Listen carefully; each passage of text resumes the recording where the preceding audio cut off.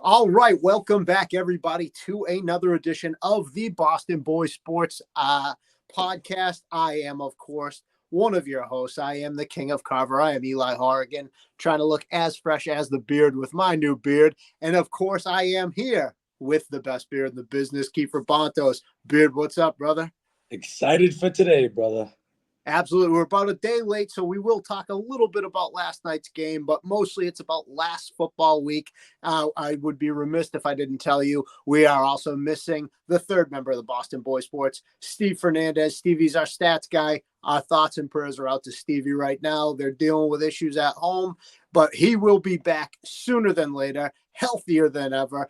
And right now, we're going to jump into our show. But first, of course, we are partnered with Jones and for Sports. We make sports better. Check them out on X. Check them out on Instagram. Check them out on YouTube. They are bringing you quality content daily. Our man Jones, he knows it all, and he's a great guy to listen to. I love his shows. So right now, we're going to jump into our studs and duds. We're into our week 5 studs and duds because week 6 is coming back.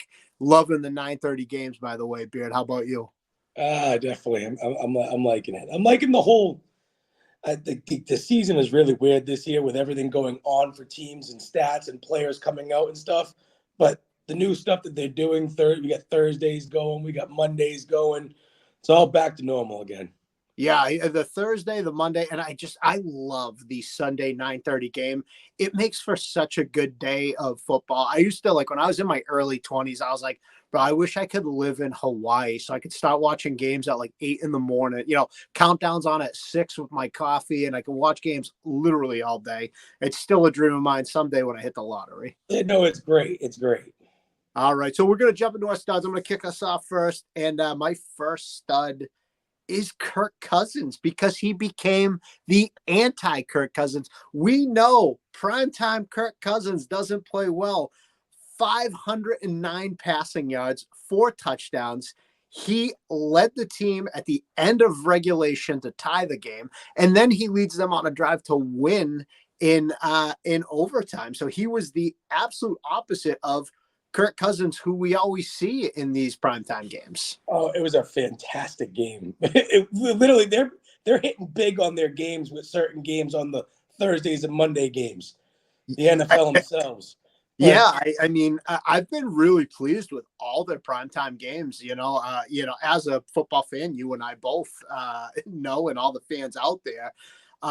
Prime time in the past, especially Thursdays, have been pretty lackluster games. But this Thursday, that was a really great game. Oh, it was fantastic. And Kirk Cousins did go off. I'm glad Kyle Pitts is getting involved.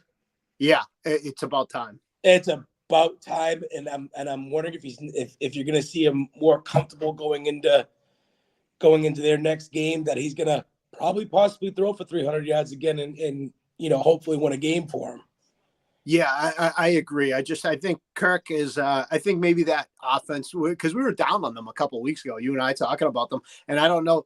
I know Kirk watches the show regularly. I'm pretty sure. So he heard us talking about him, and he has come out and proven us wrong. He's looked really good. That offense is starting to click, which is scary because Darnell Mooney looks so good, and then the rest of the squad on that team is just Drake London and Bijan Robinson still not having a great season though.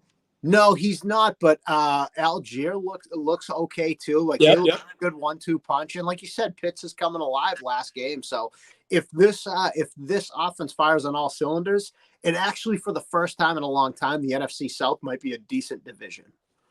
Agreed. All right, who is your first stud of week 5? So my guys could have went 1 or 2 for either of them. I'm going with Joe Burrow, and simply because 30 for 39, 392, 5 touchdowns, and yes, he threw a pick, and it sucks what happened in that game for them not to win, but I don't think it's because of Joe Burrow. He's 1,300 yards for the season, 12 touchdowns, 2 picks. I mean, I don't know if it's him. I think it's a lot to do with that defense. The defense has been putrid, and I actually thought the defense would be fine. I thought they made a couple moves in the offseason to replace guys that they lost, and the defense has not been good. I almost had the Bengals as a whole as my third stud because even at a loss, they finally looked like a good team. The defense obviously, but again, they're playing the Ravens too because the Ravens are a really, really good team. Oh, they are. The problem is they started so flat, and we'll talk about this more when we do our kind of NFL roundup after we do our Patriots talk. They started so slow, so now they're at 1-4, and you're looking up, and we'll talk more about it. But they're in a must-win every week at this point.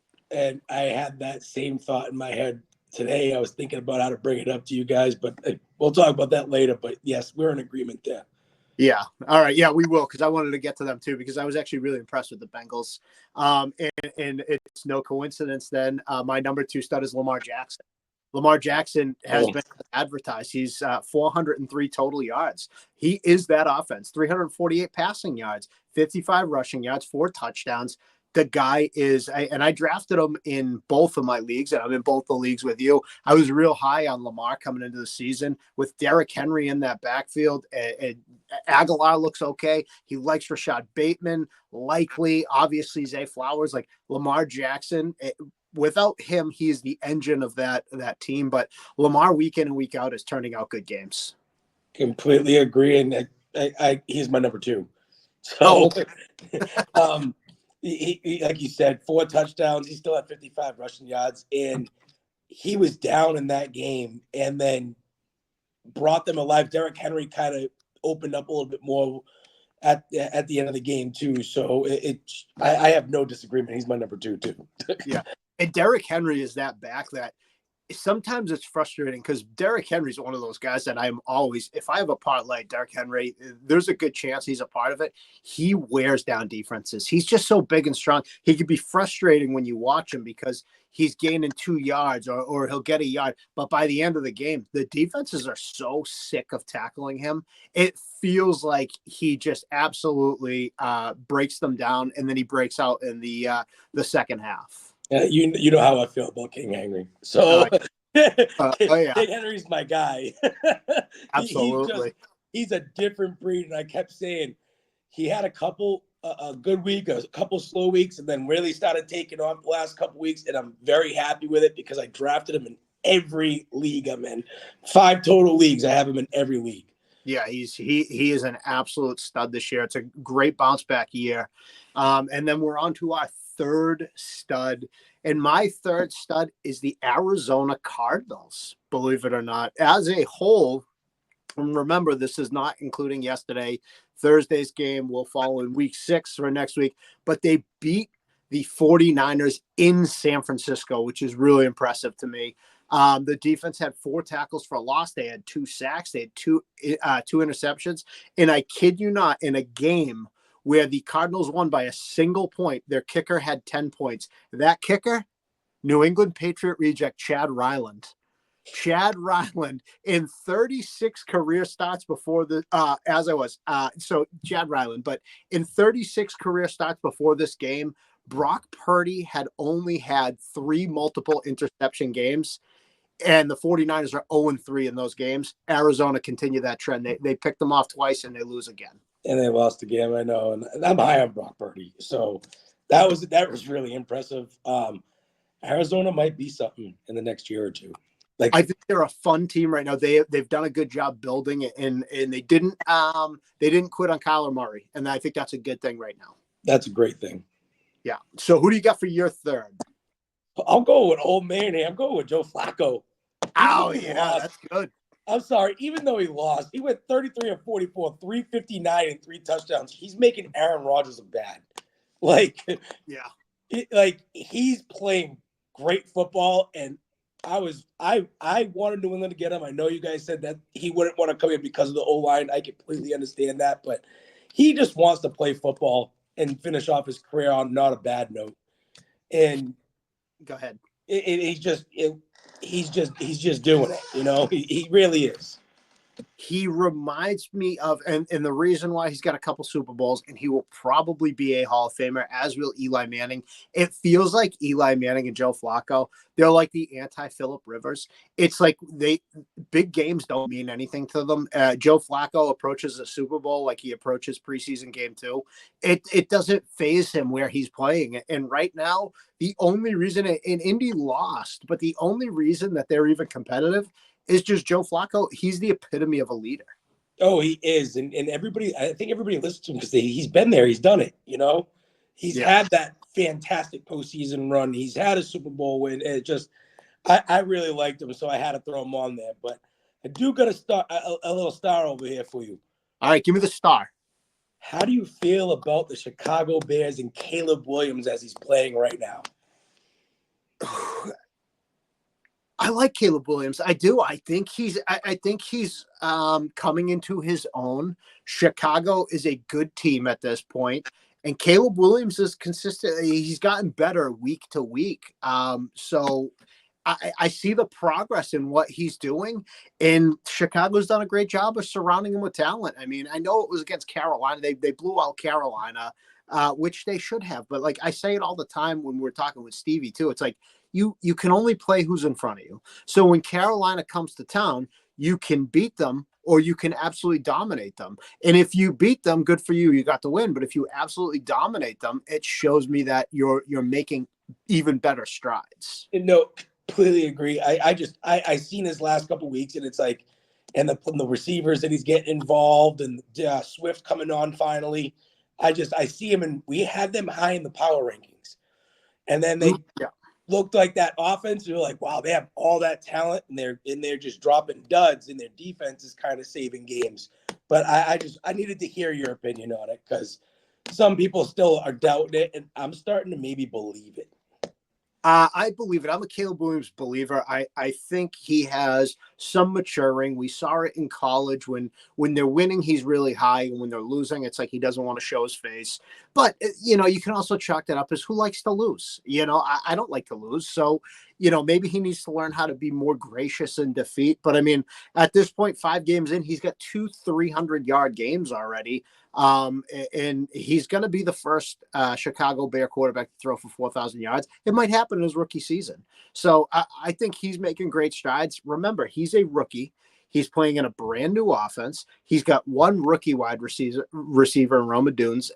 He's got Keenan Allen, who's learning a new system. He's got DeAndre Swift learning a new system. There's a lot of pieces around him. He's going to be fine. This is a good team, and that NFC North is a bear. It always is. We didn't expect Minnesota to be good. Minnesota's really good.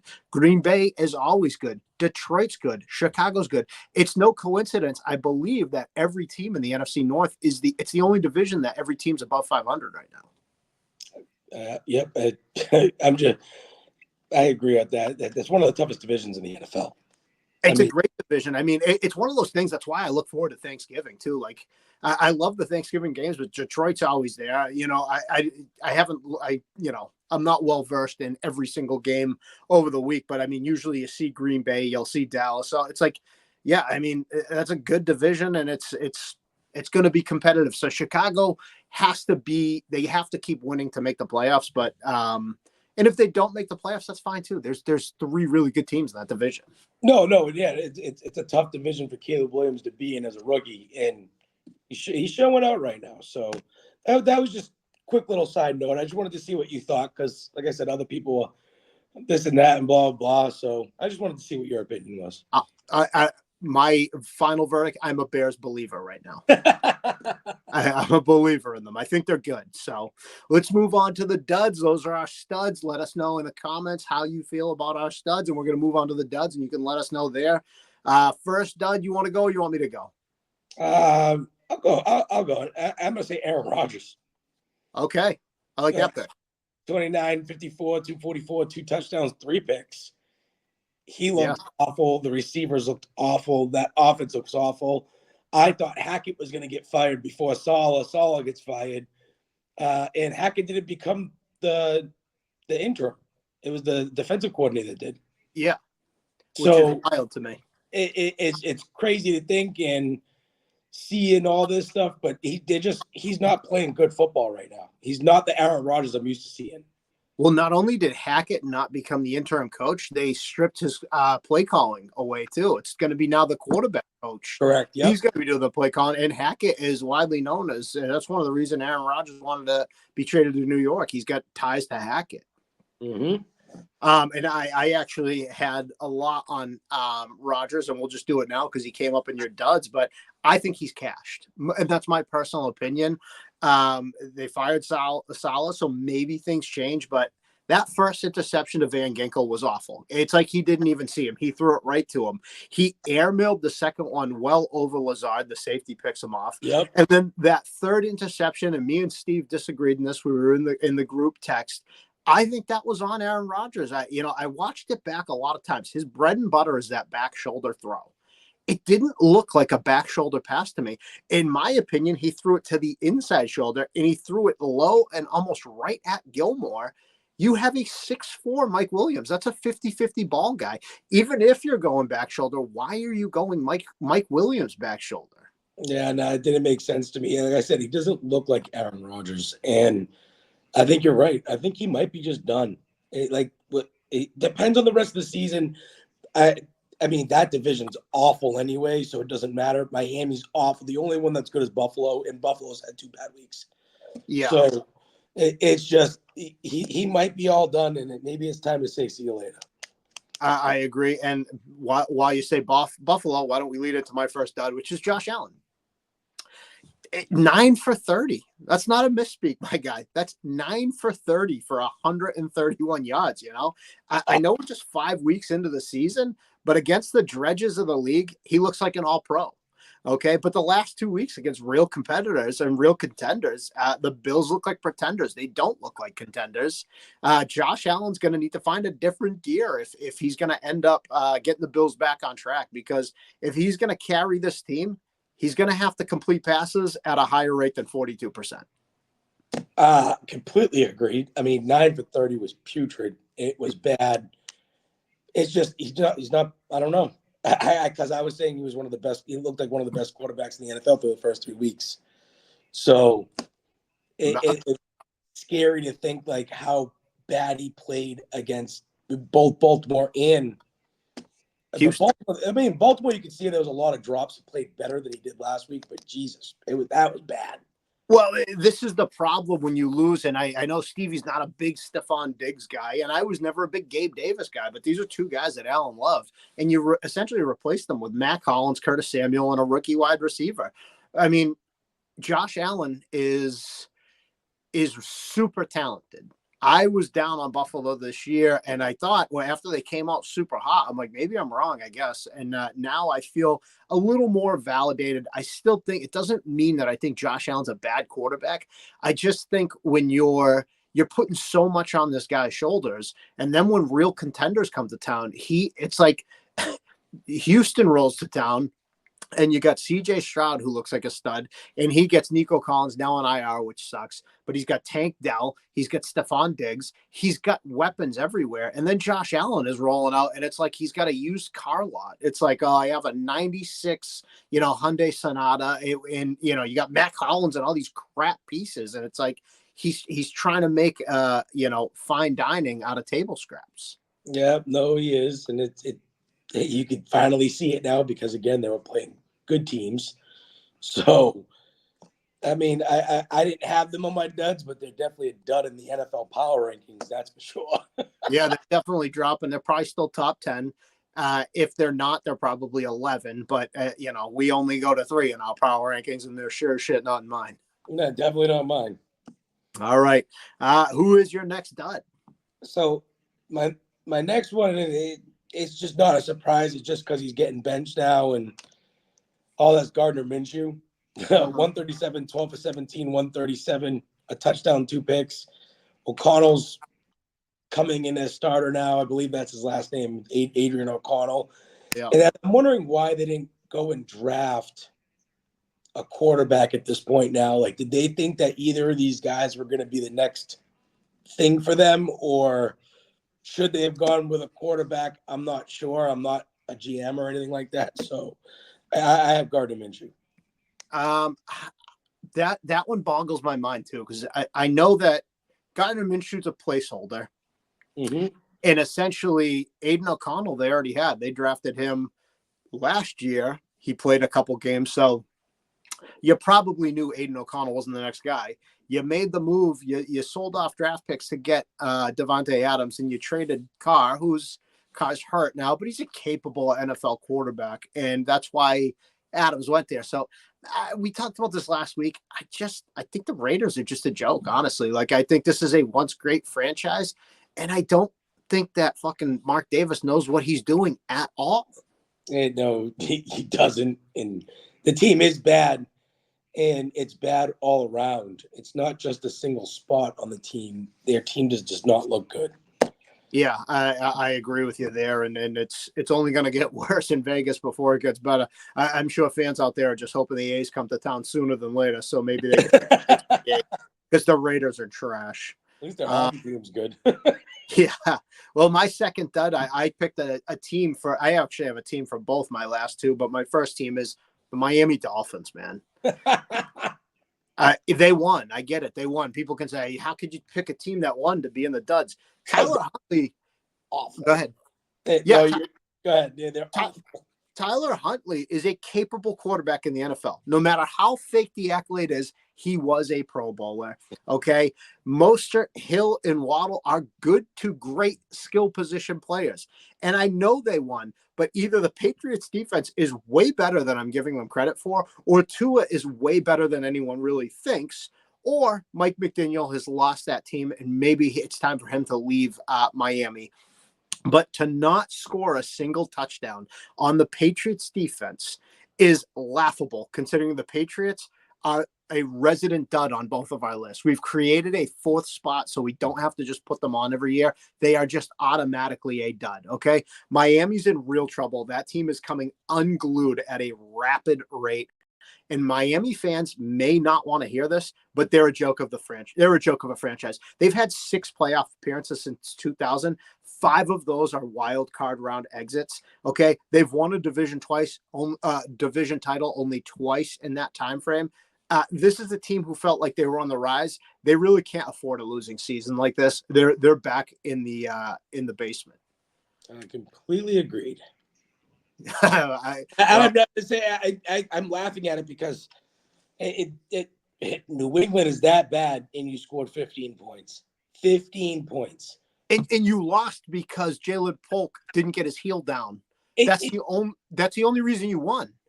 That was a wonderful catch. I don't care.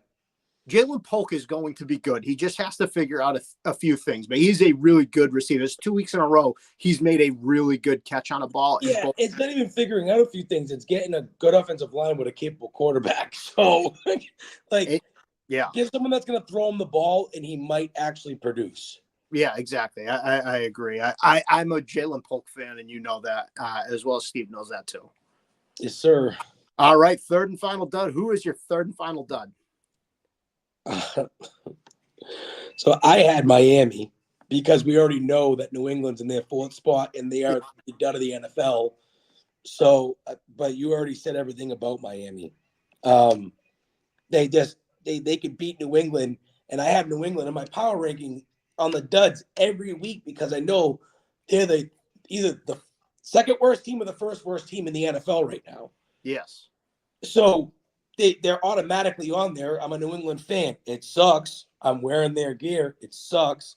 But you got to do better than that against New England because, I wouldn't be surprised if they don't win another game for the rest of the season. Yeah, if New England went 1-16, I would not be shocked. I wouldn't be shocked either, but it makes you wonder that if you think that May does horrible, they're going to waste another pick on that, or they're going to wait another year and then go draft another. It's a lot. I do have a really terrible solution, and it's I can't take credit for the idea because I saw it from Nick, what's his face, the dude with the long hair, he's real mousy looking on ESPN. Nick. I know who you're talking about. Yeah, but we'll get to that in a little bit because I did write it down, and it actually coincides with my third dud, which is the Cleveland Browns. Okay. 108 passing yards, 104 rushing yards. They had 9 penalties for 52 yards. They're blown out by the Commanders. They're 1-4. They won't commit to Nick Chubb being back by week 6. They're handcuffed to Deshaun Watson. This team should be selling off pieces like in an estate sale. They are awful. They should fire the GM who made that trade. He's been there since 2020. They should fire Kevin Stefanski. They gave us Alex Van Pelt, who's awful. That is a bad organization as well. They're awful. Deshaun Watson's trade will go down as one of the worst trades in NFL history. Deshaun Watson is just not him anymore. And it makes me wonder if it had a lot to do with Bill O'Brien as his coach when he played.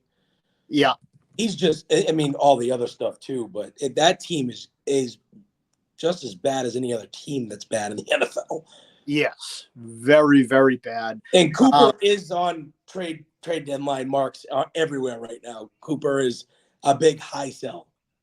Cooper should be. Myles Garrett should be. Like, that team's bad. Myles Garrett is getting a little bit older. He's got a contract. If you can get a bunch of picks for him, I would, because Cleveland stinks. They're not good. They're not going to be good. The NFC North is very competitive, as is the AFC North. Like, sell them off, get a ton of picks, and rebuild your team with a new coach, because I just think they're a bad team. Completely agree. All right, well, that's going to do it for our studs and duds. Make sure you like, comment, subscribe. Tell us what we got right. Tell us what we got wrong. And when we see your comments, we will argue it on our next podcast as well. We'll argue with any of you fans out there. But now we're going to jump into our power rankings. So this is our after week 5 power rankings. I can't imagine the power rankings changed that much from last week, but here we are anyway. And let's both assume the Patriots are 32 for both of us. So I actually put them at 31 because I'm trying to hope Drake May comes in and possibly does something this week so I can watch some good Patriot football. Carolina Panthers are obviously at 32. So I got New England at 31. All right, I have New England at 32. I still think Carolina with Andy Dalton is a better product. It is now. Well, I have to judge it based on week 5. That's how I feel. And I feel like the Patriots after week 5 are still worse than Carolina. Maybe after week 6, I can move them up depending on Drake May, but I still have them 32 after week 5. Fair enough. Let me ask something about that real quick, though. If May fails, do they put Brissett back in, or do they just move on to Milton? For this season, for this season. I think if May gets hurt, it goes back to Brissett. I think if May fails, that's a question. Let's do that on Patriots Talk. Let's power through the power rankings, and then we'll get into the Patriots Talk. Number 1, I still have Kansas City 5-0. They beat the Saints 26-13. Like I said last week, until they're dethroned, they're number 1 for me. Nope, agreed. I have nothing to say about it because after you said it, and I didn't pick him at 1 and look stupid and all that. So Casey's still at 1. All right, and number 2, the resident number 2 still for me, Minnesota Vikings 5-0. They beat the Jets in London. Nothing to argue about there because the same one for me. And number 3, I kept the Baltimore Ravens. They were 3 last week for me. They beat Cincinnati in overtime. Really good game, but Baltimore made number 3 for me. So I ended up picking Houston again just because they just look complete. So I mean, losing Nico Collins is going to hurt. Tank Dell, we don't know, is 100%, but you still got Stephon Diggs. You still got players on that team that can help. So I'm not too worried about them. Okay, I'm going to throw something at you because I almost changed Baltimore for number 3, and then I'll say this and I'll see what your thoughts are before we go into Patriots Talk. I almost picked a power ranking team to be number 3 that had a bye week, and that was the Detroit Lions. Yeah, I already knew you were going to say. And let me break this down to you because I heard this and then I really deep dove into it. The Detroit Lions almost made number 3. They're number 4 to me, and they'll jump up. If they win this week, they'll probably jump in there for me, as depending on Baltimore as well. But any team that plays the Detroit Lions loses the following week. Detroit's defense puts such a beating on teams, it follows them to the next week. And here's the evidence. In week 1, okay, Detroit beats the Rams 26-20. The Rams in week 2 get blown out by the Cardinals 41-10. In week 2, they lose to the Buccaneers. Okay. And then in week 3, the Buccaneers are a no-show and lose 26-7. In week 3, they beat the Cardinals. And then in week 4, the Cardinals disappear and they lose to the Commanders 42-14. Okay. And then in week 4, they beat the Seahawks. And then in week 5, the Seahawks lose to the Giants 29-20. The week after playing Detroit, offenses throw for 67 fewer yards. They rush for 13 less yards. Okay. Furthermore, when you stack up the plus minuses of these teams, when teams aren't playing Detroit or the week after they play Detroit, they're a plus 76. When teams play Detroit or it's the week after Detroit, they're a minus 119. Crazy. They absolutely just beat the shit out of teams, which is why almost, but like they put such a hurting on offenses. Like the week after they beat Seattle ran Kenneth Walker only 5 times. Like, I don't know if he was beat up and they were just like, we're not touching him, but I think that Detroit team grinds out teams. Oh, I love Detroit. I had them at 4, and then I had Baltimore at 5 because I do a top 10 on mine. Yeah, so I have it. But Detroit is a legit team, bro. They really are, and they're fun to watch. I love watching them. Their receivers are all different every week. You know, James Williams can have a small week. Amon-Ra St. Brown comes in. They have a killer two-headed monster with Montgomery and Jabari Gibbs. absolutely. That team is awesome. Aiden Hutchinson's an animal. You know, it just the list goes on. I like Detroit, and if they win this week, they could be up in the top, 2-3 range. Absolutely. I couldn't agree more. That's why I wanted to put that out there because I heard the stat and I'm like, let me go look at this. And then I'm doing the numbers and I'm like, wow, they really just beat up teams bad. Like that defense, and their defense hasn't been great against the pass.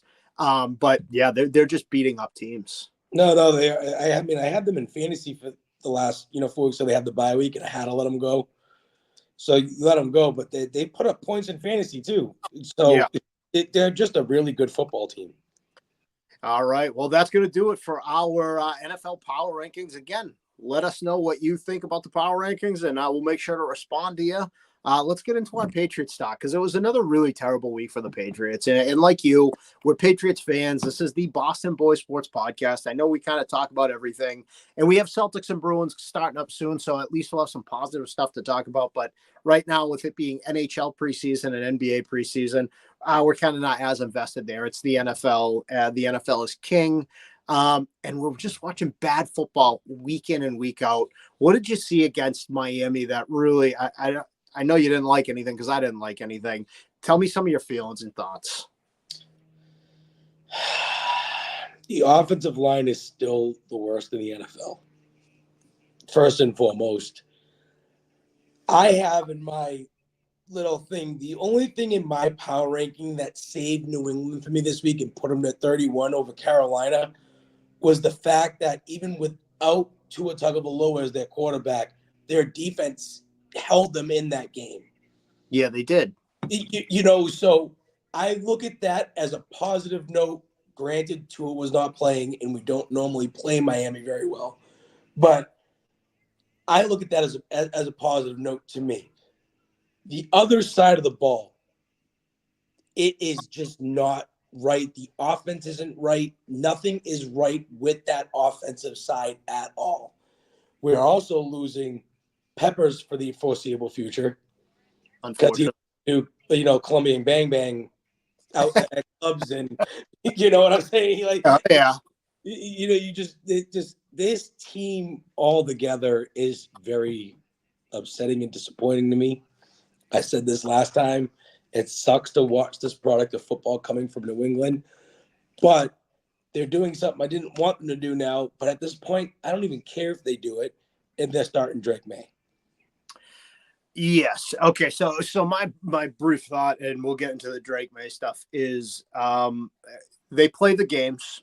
This isn't on paper. They lost the game, and I understand that. So anyone who hears the next part, you don't have to say, well, they played the game. They lost. They should have won that game.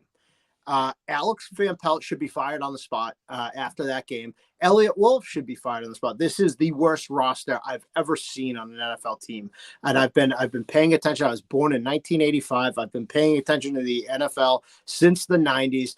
I've never seen a team this terrible with this much cap space. It's not like they're saddled up against the cap and they couldn't do stuff. They could have, and they chose not to. So either Robert Kraft is not allowing Elliot Wolf to, or Elliot Wolf is inept and doesn't know how to evaluate talent.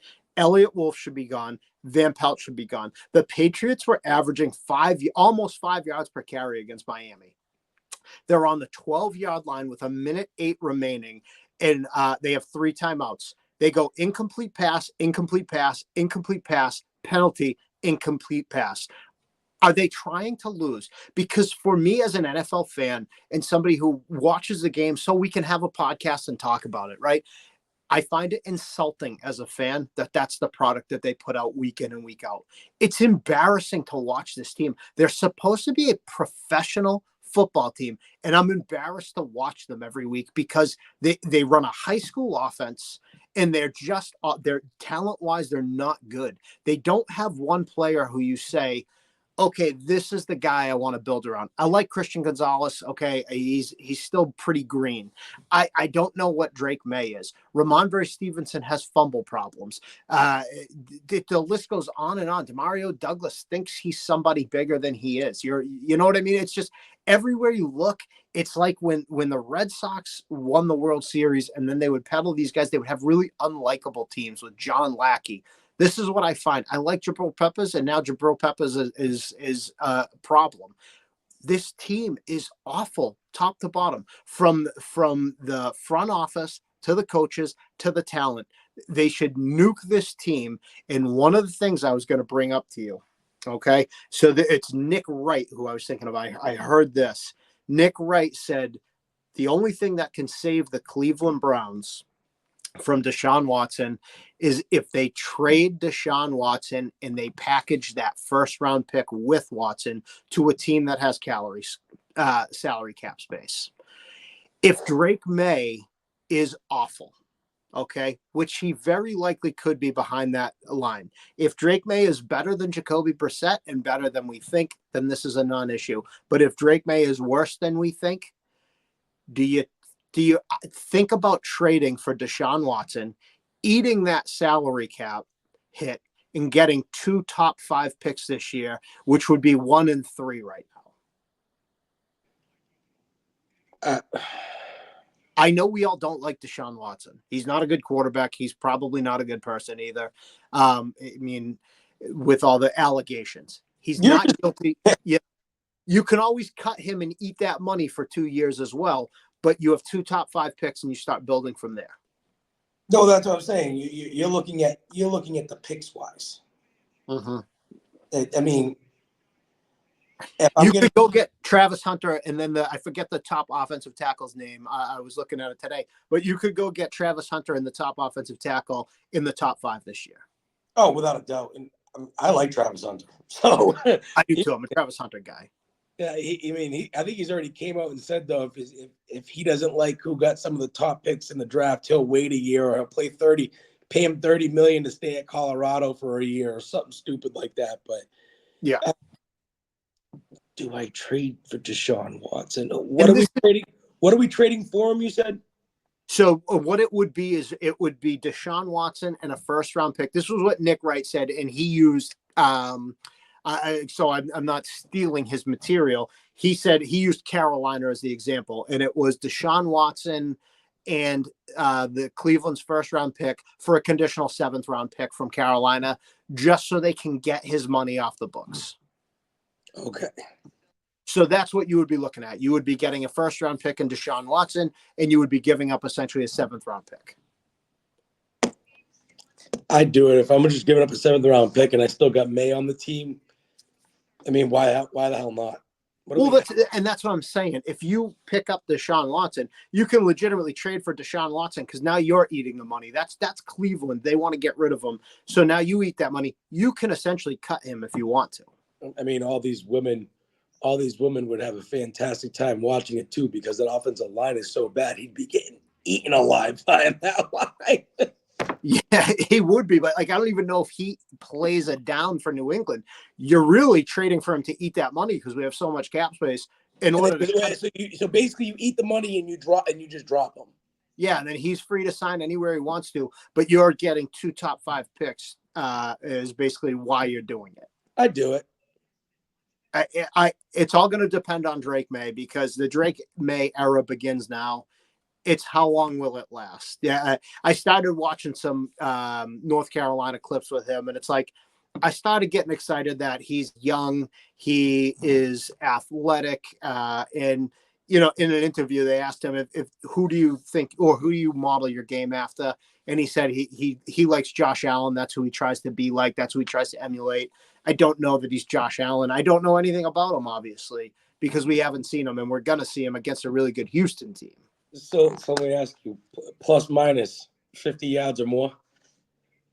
Passing? Rushing. Plus minus 50 yards or more. I'll say more. Well, let's go more, right? He's going to be. I was thinking about putting the bet down just because he's going to be running for his life anyway. And he can scramble. You've seen him. You've seen him do it in his highlights, and he's shown a little bit of it in preseason stuff. So I was like, maybe I'll place that bet because he's going to be running around anyway. I say more because, like you said, he's going to scramble. This is such a bad offensive line. He's going to be forced into scrambling. Oh yeah, I hope it generates. Even if we're still losing games, I hope it becomes more fun to watch. Should I say? Yes. And this is one of the things because we were all pretty down. I remember draft day. We were all pretty down that they picked Drake May, and it has nothing to do with Drake May. I don't think you, me, or Steve is sitting here saying, I don't like Drake May, the person, and I want him to fail. We all want him to succeed because we're Patriots fans. But the problem is it wasn't the right pick. And I stand by the fact that I wanted Joe Alt, and I think Joe Alt was the right pick there. But seeing him come in now, I'm rooting for it because if he's bad, I feel like saying it can't get worse than we're already watching. And I know Steve would want to stop me and cut my head off right now. But hear me out, Steve. When I say it can't get worse, I mean the fact that if it does get worse, at least we know that Drake May is not the guy, and we have to evaluate more talent coming up. And that's why I say it can't get worse. No, and I agree. And I think hopefully it brings a better product to the New England Patriots just to see more out of somebody. And they need to they have a lot of work to do. They have so much money. Just do it. Just do the work. You're going to trade other people now, too. I don't even care at this point because the team's already bad enough. Why not just get rid of everybody that you re-signed for no reason because you could have signed different talent? Yeah. They did. They re-signed a lot of players. Yeah. And it didn't make sense to me when I saw that. It's like, I don't understand. I don't understand the logic in it. I don't know. I don't know. I just don't think Elliot Wolf knows what he's doing. Like even a guy like Josh Uche, I mean, he's a rushing defensive end linebacker. He's an edge rusher.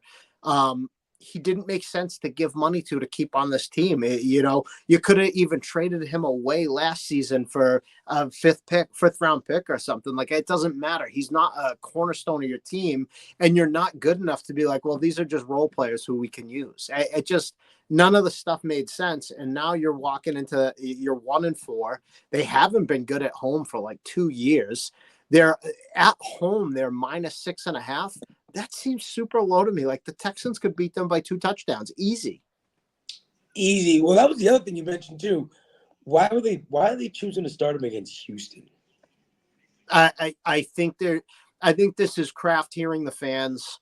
I think this is a lot of outside noise that's coming in. Jacoby Brissett hasn't been good. He's really bad.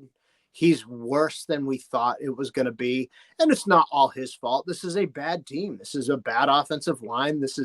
He doesn't really have guys to throw to, and he's not a particularly skilled guy. So you set this guy up for failure, but you gave him $8 million. So like Steve said in the group text, why wouldn't you take the $8 million to start? And no, exactly. And I did hear that my boy Baker is finally going to get some playing time this week. Okay, so that'll be Drake May, Javon Baker. It gives me a little more excitement to watch that game because Yeah, I like Baker. Jalen Polk maybe playing a little better with him. So let's hope and pray we see something better. Even if they lose, we see a better product. I'm with you there. I'm just hoping to see strides. I don't think they're going to win, but I need to see strides. And I mean, that's kind of all I have on the Patriots. This is just a really putrid roster. Agreed. All right, so let's go around the NFL right now. And before we go around the NFL, I told you what I wanted to do is I wanted to give you the name of a team, and I want you to tell me, and this is for everyone watching and listening, this is a completely blind rank of somebody, just so we can get an authentic reaction out of each other. So I'm going to name a team. You tell me if they're a playoff contender, if they're a pretender, and why. So are you ready for your team? Sure. The Denver Broncos. Oh, that's a hard team to give me, man. Thanks a lot. That's why I gave them to you, because I thought they would be awful, and they're sitting at 3-2 right now. That's what I'm saying. And their defense is absolutely legit. Like, yeah, absolutely, positively legit. Like that defense, I didn't think their defense was going to be that good going into the season. In fantasy, in my league, it's a high-scoring league. In other leagues, they're still dropping. And I mean, in my league, I think they have 4 weeks of over 25 points. Yeah, and their defense, I've seen defenses win games and win full football seasons and have not a great offense, but an offense that can just get you down the field. You know what I'm saying? Kind of like that Baltimore team when their defense was so good, and they had Trent Dilfer as their quarterback. Yeah, and, it reminds me a lot of that. I still say pretender. Okay. I still say pretender because I don't know if this team can hold up like this week to week with the defense doing absolutely everything and the offense only showing up here and there. Okay. And I'm not saying that in any bad way because they do look like a legit team as their defense keeps playing week in and week out for them. So I will say pretender. I will say they probably don't make the playoff. Okay, so the Denver Broncos, you heard it here, folks. All you Denver fans, listen out there. You aim your anger at Kiefer, not at me. Okay, the Denver Broncos are pretenders, and that's from Kiefer. I will say this: Bo Nix has grown on me. I loved the press conference after they get into it on the sideline, him and Sean Payton, and they ask him, so what happened? What did he say to you? He said he loved me, and I told him I loved him too. Yeah, no, he said that. Did you get the mic up for it? Oh yeah, I heard the mic up. So, but I loved his answer. I loved his response. He's grown on me, despite the fact that he turns 39 next week. He's okay, you know. No, he is. Like I said, I don't hate the team. I just don't know if they can continue playing that style of defense all season long. All right, like I said, you heard it here, Denver fans. They are a pretender, and that is per Kiefer Bontos. In Casey's division, buddy. All right. Do you have a team for me? I can give you a team. But that mine was kind of easier. And now I don't want to go easier. I want to know what you think of the Cincinnati Bengals now, because I had some thoughts on them too. So I actually had a lot of thoughts on Cincinnati. Cincinnati, they're a tough one, like Denver, but they're tough in the fact that they started 1-4. So for me, I say pretender, and I only say pretender, not talent wise, but they're 1-4. The rest of the month they have, and this I had them down here because I wanted to talk about them. They have at the Giants, at the Browns, and then they play Philly. I mean, they have to go 3-0 in these games just to get back to 500. And then on the schedule, because this is somebody I was looking at, they have Dallas, They have the Chargers. They have the Ravens. They have 2 against the Steelers. Like, they don't have an easy road right now. And they started 1-4. So I think they're a pretender. I don't think they're going to make the playoffs this year, which leads me into my next question for you. So, folks, you heard it here first, Cincinnati fans. You can direct your anger at me. Sorry, but the Cincinnati Bengals are pretenders, and it's not my fault. Blame your Bengals for starting 1-4. If you're the Patriots, do you make any moves now to help you going forward? And I think of a guy like T. Higgins, because if Cincinnati decides we're not going to re-sign this guy, instead of bidding against 31 other teams, do you try to make a trade for him? Is if it doesn't cost you a first-round pick, if it's going to be a second-round pick or a third-round pick, and say, let's negotiate against ourselves and pay this guy now, and then he's ours. Absolutely. Okay. I agree. That's not even a question. T. Higgins is, because again, we have rookies. I don't know what they are. We know what Kendrick Bourne is. We know what these guys. He's leagues above the receivers we have. Yeah. And a good piece to have on an offense that can draw some attention off the rookies, off the young guys. That, just open up things a little bit more. I love the idea that you say that. I think the Bengals have to win out in order to show something. And like you were saying earlier, that week to week, they need to win week to week. They need to win out in order to show something. And they could lose some games still, but I think they need to win. What are they, 1-4? They need to while we're sitting here doing this, you tell me, right? They're 1-4. I'll give you the rest of their season. I just brought it up. You tell me if it's a win or a loss. They have at New York Giants. It's a win. Okay. They have at Cleveland Browns. That's a win. Okay. Versus Philadelphia. See, Philly's one of those teams we could have used too. That's a tough one because you don't know what's going to happen when they're fully healthy. And for right now, if it's Philly playing the Philly is and Jalen Hurts is playing like that, I'll say win. Win. Okay. Then versus the Raiders. That's a win. Okay. At Baltimore. After that game last week, that could go either way, but I'm going to say loss. Loss. Okay. At the Chargers. That's a win. Okay. Versus the Steelers. You said they have to play the Steelers twice? Yeah, they have the Steelers twice. So versus the Steelers. At home, I'll say win at home. Okay. At the Cowboys. Cowboys, another team, man. Jesus. I'll say win at Cowboys. At the Cowboys, a win. Okay. At Tennessee. That's a win.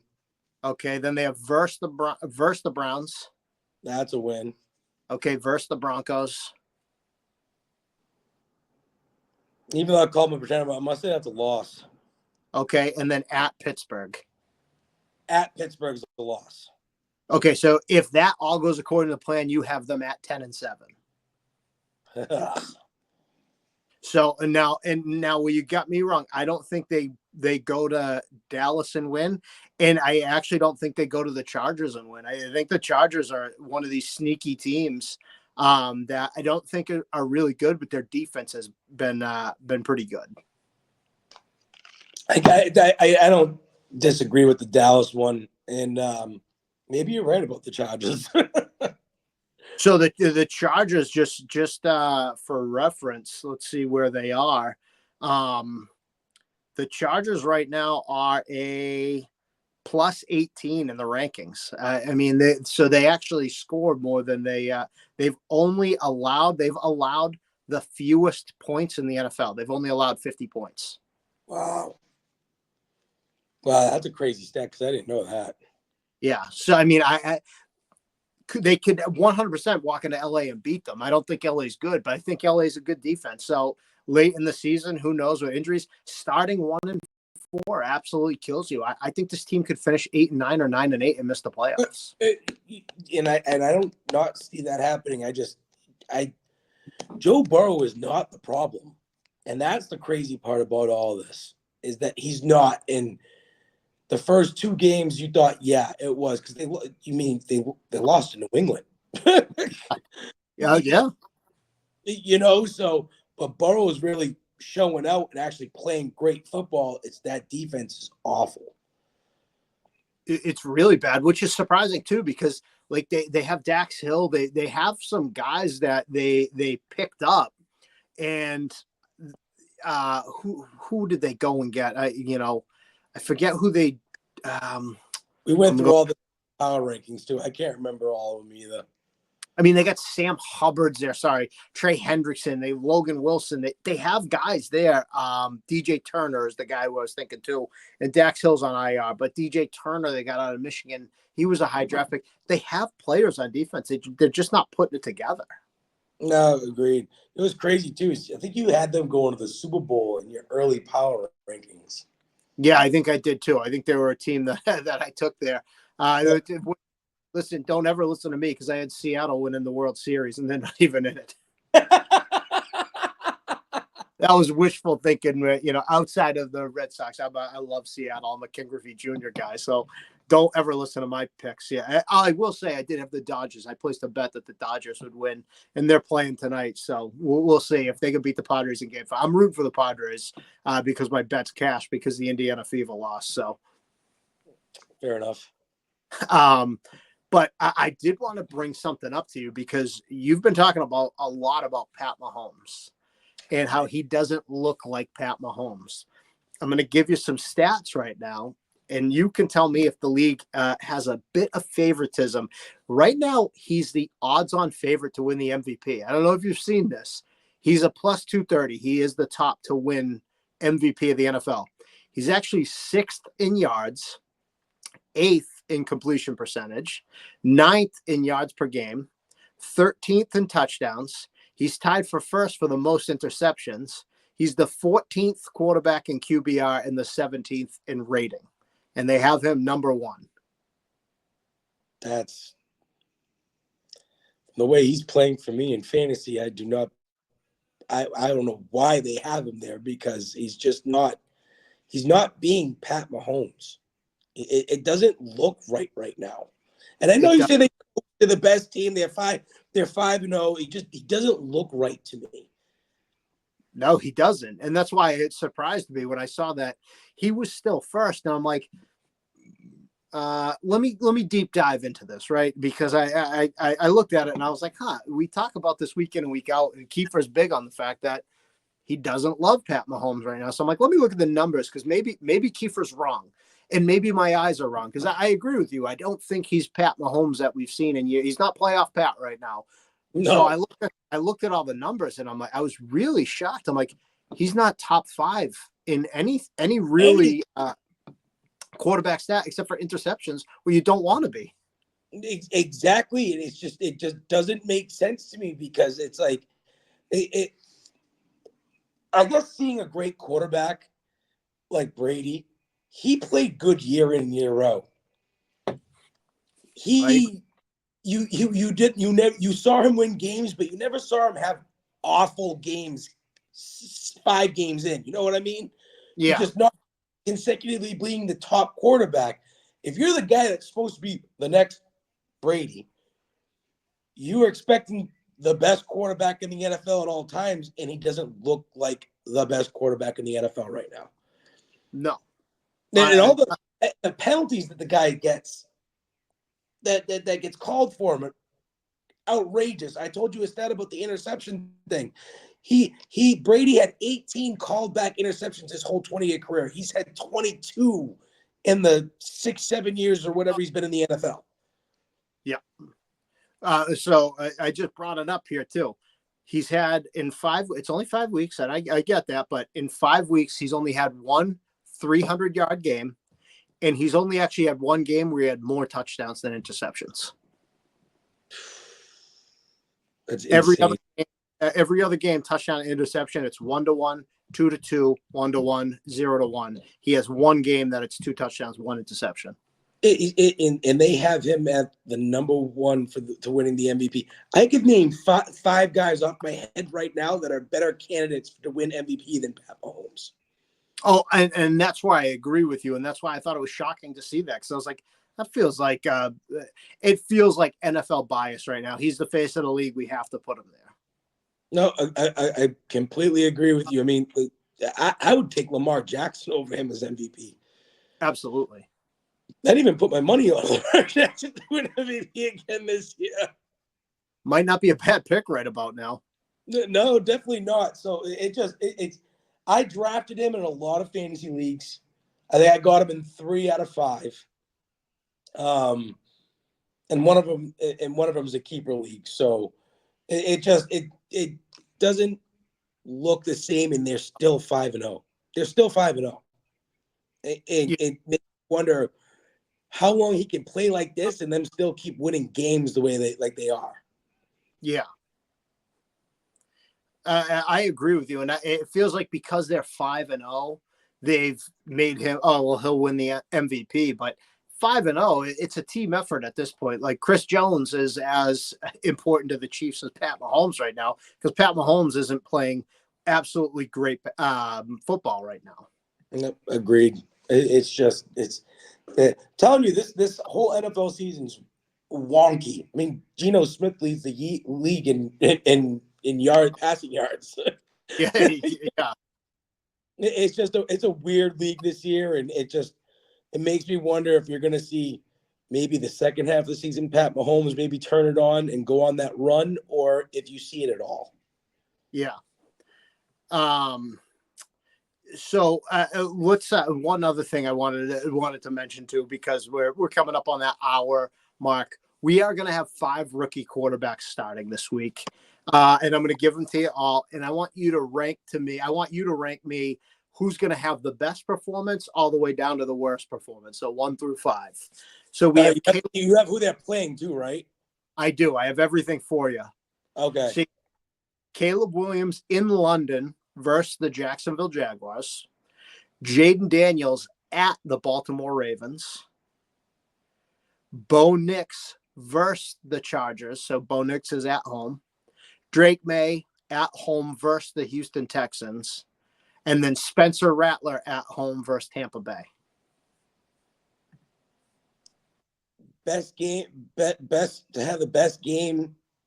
Who they're playing is one's going to be Caleb Williams. 2 will be Jalen Daniels.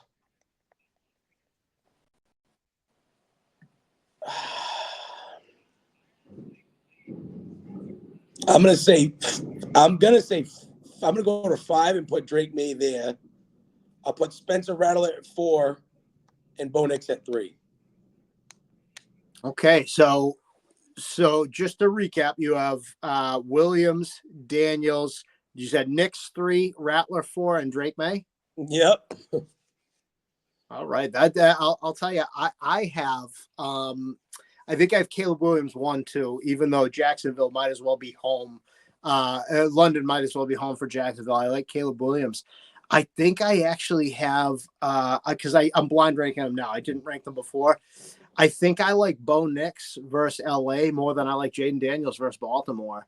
Because I just think Baltimore is a buzzsaw. And then I think I have Daniels 3. This is Jaden Daniels' big test right here. That's why I have him at 2. I want to see if he can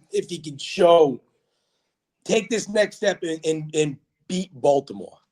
Yeah, I got Drake May at 4 versus Houston, and then I have Rattler 5 at Tampa. But I'm really interested. I think I'm most interested to see Drake May and Spencer Rattler. So I am too, and I only put Rattler at 4 because that team is better. And you start the first couple games of the season, that team is better than New England as a whole. Yeah,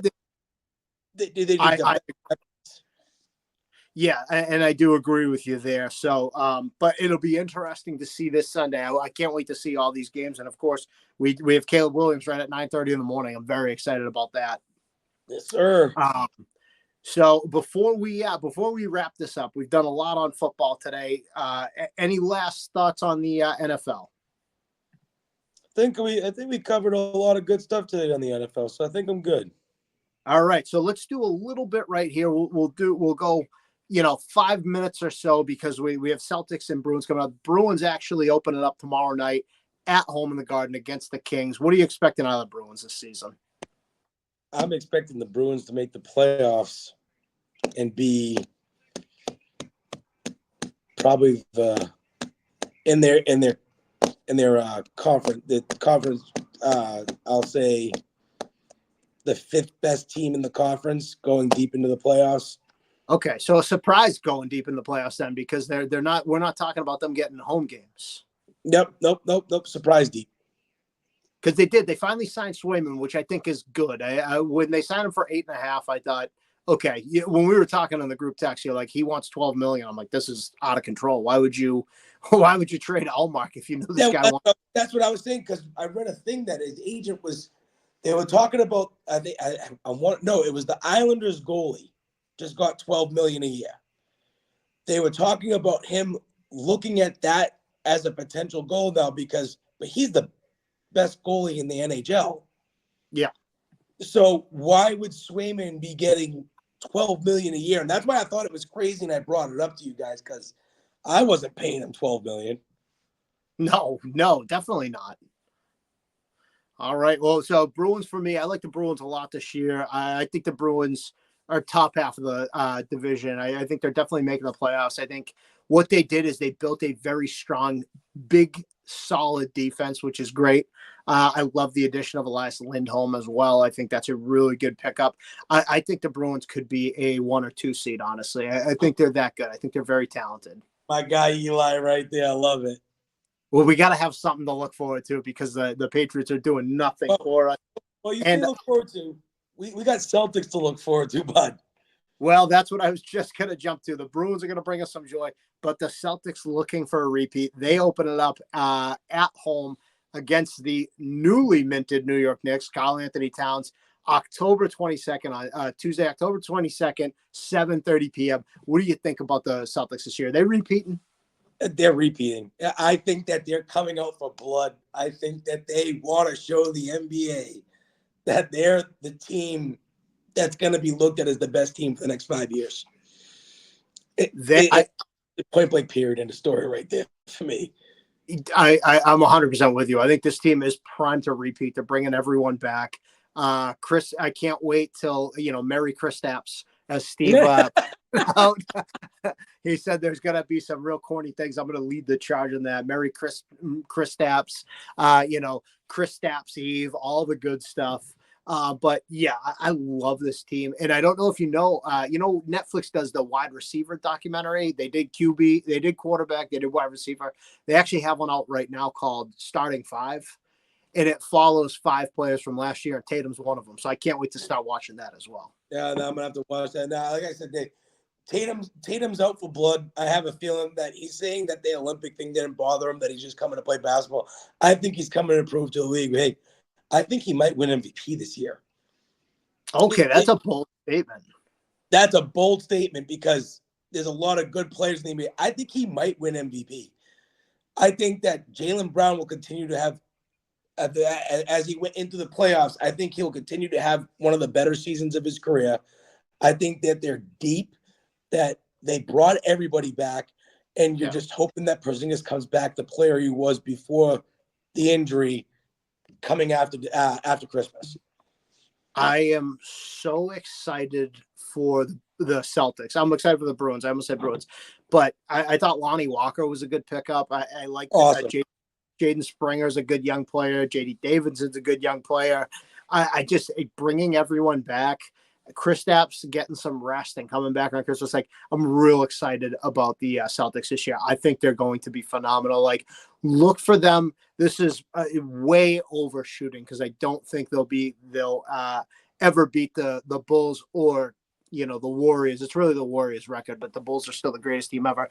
But they're that good. This is a super deep team, and a team that's already played together. They know each other, and I think that means something when you're looking at basketball, which is such a smaller roster compared to, the NHL, Major League Baseball, and the NFL. These are tight-knit guys who know each other. They've won a title together. This is a team who could win 70 games. Yeah, and what the crazy thing I have thinking too is that I think Peyton Pritchard might be in the top 3 for 6th man of the year this year. Okay, I like that pick. So we got Tatum winning MVP, Peyton Pritchard winning sixth man. And How many All Pros do we have this year? Or All NBAs, I should say. 2, hopefully 3. Two. How many did they do? First team and second team. Do they do a third team All NBA? They do, right? I don't know if they do anymore. Okay. Well, I'm telling you, I think Tatum, Brown, and Drew Holiday, Derek White could sneak in there too. This is a fantastic team. I completely agree. I was thinking Holiday jumping in there with Tatum and Brown, but you know what I'm saying? That I think this team is primed to win. They have the right coach, the right everything. Little iffy on the sale of the team right now, but everything else I'm so happy for. Yeah, it's going to be really good. October 22nd. Put your asses in those seats and really enjoy, because you're going to see some good basketball this year. This is a team that could challenge that 86 Celtics team for the best home record. They only lost one time. Maybe the Celtics don't even lose at home this year. I know I'm overdoing it, but I'm so psyched for the Celtics considering what the Patriots are doing to us. Celtics and Bruins are going to give us something to watch night in and night out, which is huge. Yes, sir. All right, man. Well, that's going to do it for us, the Boston Boys Sports podcast. Again, we are partnered with Jones and for Sports. We make sports better. Check them out on X. Check them out on Instagram. Check them out on YouTube. Do the same for us, minus Instagram, at Hub Boy Sports. Kiefer, you got any last words for the fans out there? Hopefully we see something better from New England fans. Hopefully we see something better this weekend. All right. I'm with you. My last thought too is, Steve, if you're watching this, get better, but go Drake May. 100% go Drake May. I am looking forward. I'm finally looking forward to seeing him. Initially I wanted him to start because of my own selfish wants. Like, listen, if you're going to pick third, you better be playing. Then I didn't want him to play. I'm excited for something different. Hopefully this kid shows us something, that we have the right quarterback, that maybe we just need more pieces around him. So I am rooting for the kid. Yes, sir. All right. That's going to do it for us, guys. Have a great rest of your week, and we will talk to you again next time. Kiefer, take it easy, boss. Later, King.